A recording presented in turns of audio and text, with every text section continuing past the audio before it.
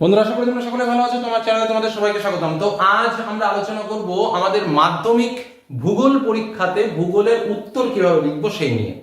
জানাটা ভীষণ জরুরি। প্রত্যেকটা প্রশ্ন ওয়াইজ আমরা আলোচনা করব, কিভাবে উত্তর লিখবো সেটাও আলোচনা করব। সম্পূর্ণ ভিডিওটা খুবই দামি হতে চলেছে, বিশেষ করে যারা মনে করছো তোমরা ভালো মার্কস পেতে চাও, এমনকি 90-তে 90 পেতে চাও, তারা কিভাবে ভূগোলের উত্তর লিখবে আজ আমরা আলোচনা করব। প্রত্যেকটা প্রশ্ন ধরে, প্রত্যেকটা প্রশ্নের উত্তর লেখার সিস্টেম ধরে, অর্থাৎ ক্লাসটা খুবই ভাইটাল। প্রথম আমরা প্রশ্ন অনুযায়ী পরপর শুরু করি, তাহলে আমাদের আলোচনাটা বুঝতেও সুবিধা হবে, আলোচনাটা করতেও সুবিধা হবে, এমনকি তোমাদেরও বুঝতে সুবিধা হবে। তো স্বাভাবিকভাবে আমরা প্রশ্ন পেলাম। প্রশ্নের দিকে লক্ষ্য করবে যে আমাদের কতগুলো বিভাগ আছে। একদম চ পর্যন্ত আমাদের বিভাগ, ক বিভাগ, খ বিভাগ, গ বিভাগ, ম বিভাগ, চ বিভাগ পর্যন্ত, ক খ গ ঘ ম চ, প্রত্যেকটা বিভাগ থেকে কিন্তু আমাদের প্রশ্ন রয়েছে। তো আমরা কিভাবে উত্তরটা লিখব? আমরা অনেক ভুল করি, সেই ভুলগুলো করা যাবে না। প্রথম কি, খাতাতে আমরা বিভাগ কটা যেন অবশ্যই লিখব, এই কথাটা কিন্তু যেন আমাদের ভুল না হয়, কারণ আমরা শুধুমাত্র দাগ নম্বর লিখি, সেটা কিন্তু ঠিক না। একদম প্রথমেই আমাদের কি আসবে? এমসিকিউ প্রশ্ন। কটা প্রশ্ন থাকবে আমাদের? 14টা প্রশ্ন থাকবে। অপশন কেমন থাকবে? 4টে করে অপশন থাকে।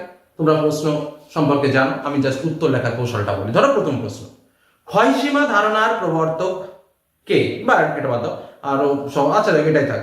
ক্ষয়সীমা ধারণার প্রবর্তক কে? পাওয়েল, মর্গান, ডেভিস নাকি পেঙ্ক? তো ক্ষয়সীমা ধারণার প্রবর্তক কে? ক্ষয়সীমা ধারণার প্রবর্তক ছিলেন পাওয়েল। তো এই প্রশ্নটার উত্তর কত দাগ হলো? এ দাগ। তো এক্ষেত্রে দাঁড়িয়ে আমরা কি লিখবো? একদম কথাটা বলতে ধরো 1.1 দাগে জাস্ট কি লিখবো? এ দাগ পাওয়েল। এই জায়গাটায় অনেকে কি করে, পূর্ণ বাক্যে উত্তর লিখে অকারণে সময়টা নষ্ট করে। আমার কথা কি, যে কোনো প্রয়োজন নেই পূর্ণ বাক্যে উত্তর লেখার। অকারণে সময় নষ্ট করে কি কোনো লাভ আছে?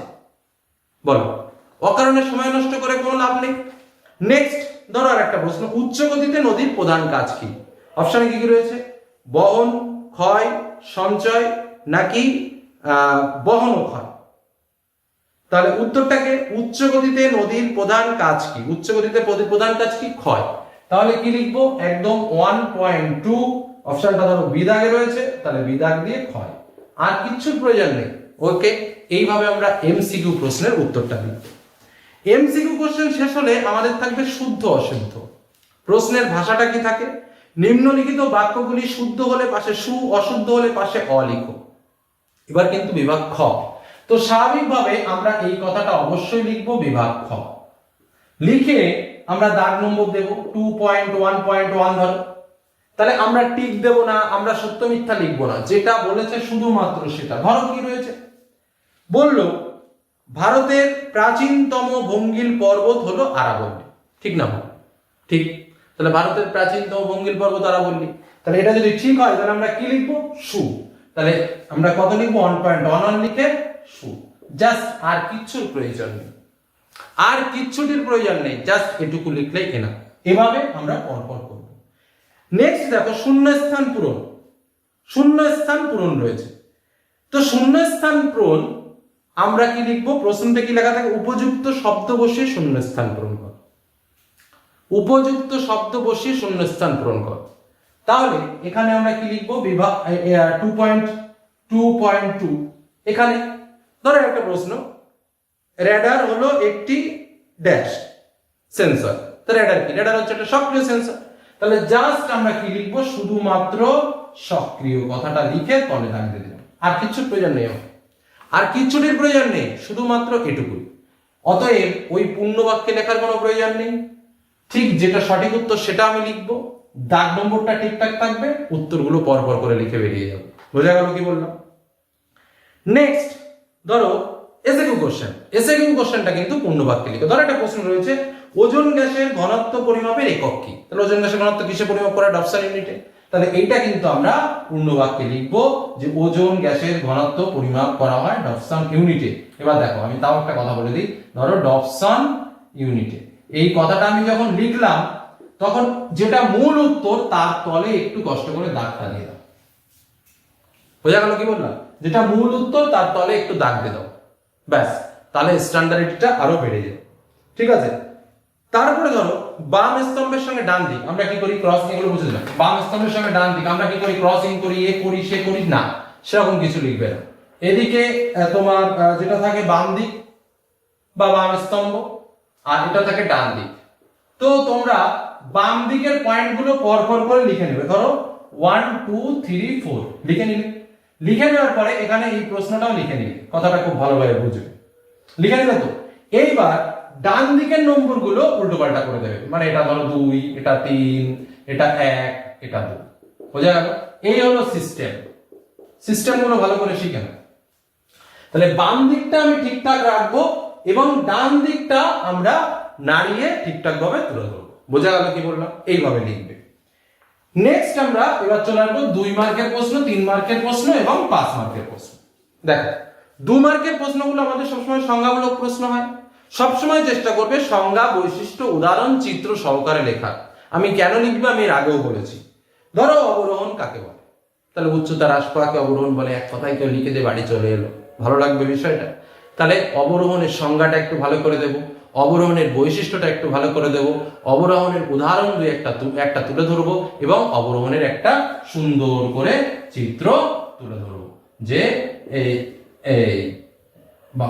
উল্টে গেল। অবরোহণের চিত্রটা কি? বর্তমানে এই অবস্থা, এটা এই অবস্থা, আগে ছিল এই অবস্থা। এটা লিখবো আগের অবস্থা, আগের অবস্থা, এটা হচ্ছে বর্তমান অবস্থা। কিসের বর্তমান? এটা কিসের চিত্র? যে আগে এত উঁচুতে ছিল এখন এখানে, তাহলে ধীরে ধীরে উচ্চতা কমছে, তার মানে এটা কি? অবরোহণ প্রক্রিয়া। এই সিম্পল একটা চিত্র বুঝিয়ে দিলাম আমি। চিত্রটা যে একদম খুব মানে বিশাল আকারে হতে হবে সেরকম কিছু না, বোঝাতে পারলেই হলো, চেষ্টা করবে সবসময়। এবার 3 মার্কের প্রশ্ন। তাহলে 2 মার্কের প্রশ্ন সংজ্ঞামূলক প্রশ্নে সংজ্ঞা, বৈশিষ্ট্য, উদাহরণ, চিত্র সবসময় চেষ্টা করবে। এবার দেখা গেলো বললো আদর্শমণি কাকে বলে, সেখানে তো চিত্র দেওয়া সম্ভব নয়। যেগুলোতে দেওয়া যায় সেইগুলো দেবে, তবে সংজ্ঞা, বৈশিষ্ট্য, উদাহরণ যেন বাদ না যায়। ঠিক আছে? বৈশিষ্ট্যের জায়গায় উৎপত্তিও লিখতে পারো, প্রশ্ন বুঝে উত্তর করতে হবে। নেক্সট 3 মার্কের প্রশ্ন, যেটা হচ্ছে বিভাগ ঘ। তো 2 মার্কের প্রশ্নটা আমাদের স্বাভাবিকভাবে বিভাগ গ তে ছিল, সেটা আমরা ঠিকঠাক ভাবে লিখবো। তারপরে বিভাগ ঘ তে আমাদের 3 মার্কের প্রশ্ন। তো 3 মার্কের প্রশ্ন 2 প্রকার আছে, একটা হচ্ছে কারণমূলক প্রশ্ন আর একটা হচ্ছে পার্থক্য। তো কারণমূলক প্রশ্ন সবসময় একটা স্টার্টিং লাইন দেবে, হেডিং দেবে, তারপরে 1 2 3 করে লিখবে। কি বললাম বোঝা গেল? তারপরে 1 2 3 তে পয়েন্ট করে লিখতে পারো। আচ্ছা, যদি কারো পয়েন্ট মনে না থাকে, অনেকে প্রশ্ন করে স্যার আমার পয়েন্ট মনে থাকে না, কি করবো? আচ্ছা, যদি পয়েন্ট মনে না থাকে তাও অন্তত প্রথমত, দ্বিতীয়ত, তৃতীয়ত, চতুর্থত এভাবে 4-5টা পয়েন্ট করে লেখো। চিত্র অঙ্কন কিন্তু বাধ্যতামূলক। কি বললাম বোঝা গেল?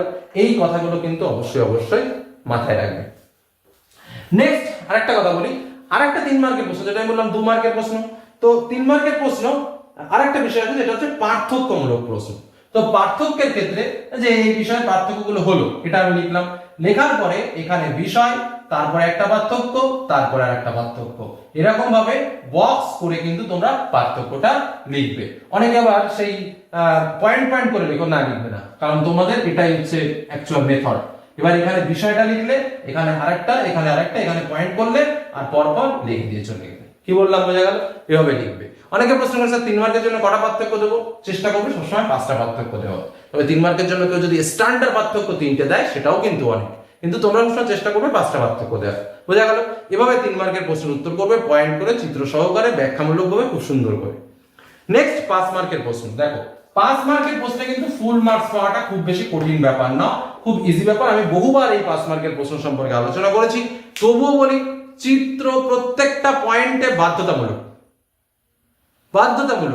এবং ধরো 5 মার্কের প্রথম প্রশ্ন, ধরো হিমবাহ জলধারা মৃতকার্যের পরে সৃষ্টি হলো, তাহলে এর যে তিনটে ভূমিরূপ লেখো, তাহলে এর যে 3টে ভূমিরূপ, সেই 3টে ভূমিরূপের সংজ্ঞা, বৈশিষ্ট্য, উদাহরণ প্রত্যেকটা আলাদা আলাদা করে লিখবো এবং চিত্র দেবো। এটাই কিন্তু মেথড।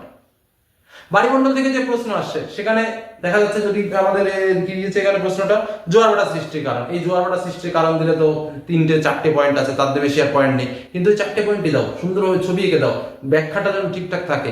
এই বিষয়গুলো কিন্তু বোঝার চেষ্টা করো, এই বিষয়গুলো কিন্তু ঠিকঠাক থাকবে। যেখানে যেটা উত্তর লেখা সেখানে সেটা লিখতে হবে। আর আঞ্চলিক ভূগোল থেকে যে প্রশ্ন, সেটার কথা একটু বলে রাখি, ম্যাপ অঙ্কন বাধ্যতামূলক। দুর্বলরা কৃষি আর শিল্প থেকে করবে বেশিরভাগ ক্ষেত্রে। আমি বলেই দিয়েছি, 2-3টে প্রশ্ন দিয়েছিলাম এর আগের আলোচনায়, 5টা প্রশ্ন করলেই তোমরা কমন পেয়ে যাবে, 4টে প্রশ্ন করলে 4টেই কমন পাবে, এরকমও করেছি। তো সেই প্রশ্নগুলো অবশ্যই তোমরা রেডি করেছো। তো সেখানে কিন্তু পয়েন্ট ভিত্তিক উত্তর লিখবে। 5 মার্কের জন্য 8টা বা 9টা পয়েন্ট উত্তর লেখার চেষ্টা করবে খুব ভালো করে। আর ম্যাপ পয়েন্টিং, এটা হলো আমাদের ম্যাপ পয়েন্টিং, কিন্তু অবশ্যই ম্যাপে কিন্তু জায়গাগুলো দেখাতে হবে। সে যে প্রশ্নে আসুক, ধরো জনসংখ্যা গঠনের তারতম্য দিল, তো একটা ম্যাপ এঁকে দেখাতে হবে কোথায় বেশি জনসংখ্যা, কোথায় কম জনসংখ্যা, কোথায় অধিক ঘনত্ব, কোথায় কম ঘনত্ব, এটাও কিন্তু তোমাকে দেখাতে হবে। এটা কিন্তু মাথায় রেখে, এটা কিন্তু একটা ভাইটাল বিষয়।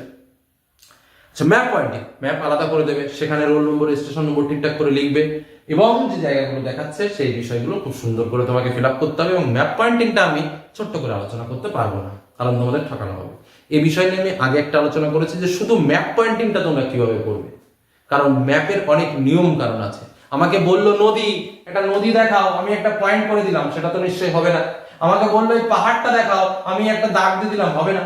কারণ পাহাড় দেখাতে গেলে এরকম এরকম হ্যাচিং করে দেখাতে হয়, নদী দেখাতে গেলে আঁকা বাঁকা পথ দিয়ে এরকম তীর দিয়ে দেখাতে হয় কোন দিকে, অনেক কিছু নিয়ম আছে। অঞ্চল দেখাতে গেলে হ্যাচিং করে দেখাতে হয়, কেন্দ্র দেখাতে গেলে এরকম গাঢ় করে দেখাতে হয়। তো এক একটা পয়েন্টের জন্য এক একটা নিয়ম আছে। তো সেই সম্পর্কে আমি এর আগে আলোচনা করেছি, সেই ভিডিওটা তোমরা একটু দেখে নিও, দরকার হলে আমি ডেসক্রিপশন বক্সে লিংক দিয়ে দেবো, ঠিক আছে? তো এইভাবে তোমরা করবে। এই হলো আমাদের আজকের একটা ছোট্ট আলোচনার মধ্যে আমরা ডিটেলসটাকে কমপ্লিট করার চেষ্টা করেছি যে আমাদের টোটাল প্রশ্ন উত্তর কিভাবে লেখা উচিত। যদি আর কারো কোনো প্রশ্ন থাকে অবশ্যই কমেন্ট সেকশনে কমেন্ট করে চেষ্টা করবো তার উত্তর দেওয়ার। ধন্যবাদ।